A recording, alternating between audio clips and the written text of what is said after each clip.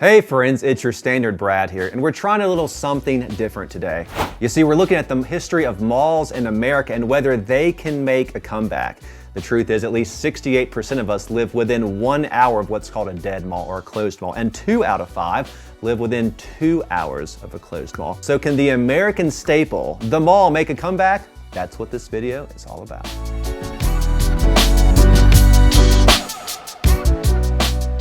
So growing up in the 90s or early 2000s, hitting the mall on a Friday night was one of the best things to do. Maybe your parents gave you $5 to get Aunt Annie's pretzel or something like that. You'd window shop in the rest of the stores, and if you were lucky, hit the arcade or a movie at the end of the night.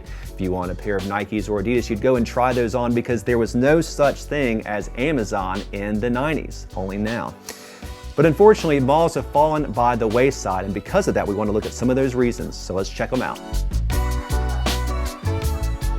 I'm not going to get into the weeds on why malls have declined. There's a number of reasons and we can't cover all those here, but here are two big reasons. Convenience and online shopping. When you look at convenience, it's easier than ever to get on Amazon, order what you want, and now they've got a program where they'll ship it to you. You can try it for 7 days free, no questions asked, and you can return it. This try before you buy feature has become too easy to ignore. Fun fact, I don't have an Amazon account. My wife does, so she brings up the average for us both, and I've never ordered one single thing on Amazon.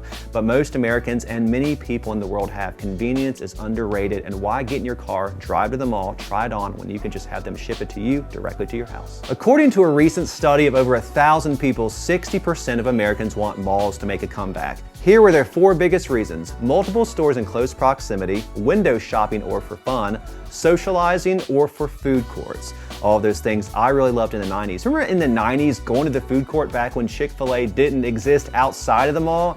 It was heaven on earth. Or maybe you like Sparrow, great pizza. But either way, many Americans are ready for a comeback, and so am I.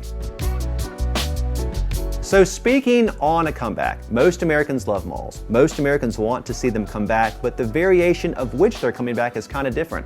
A lot of Americans growing up like the old 2-story inside malls. All the stores kind of face a central corridor. What we've seen in recent years is even things like Tanger Outlets, who is building a development here in Southeast Nashville, come out. Now Tanger, which is all over the Southeast and maybe even the country, is known for outdoor stores. So you're not inside but outdoors. You've got multiple outlets, multiple stores like Polo and things like that, where you get it for a little less than you would in the mall.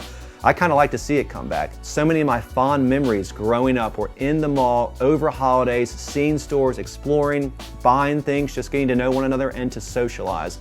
So I do hope as time goes along, if you live in an area where a mall is closed, it'll come back, it'll be reimagined. And with malls innovating, with malls keeping up with the times, you'd actually be amazed how many are making a change to stay open.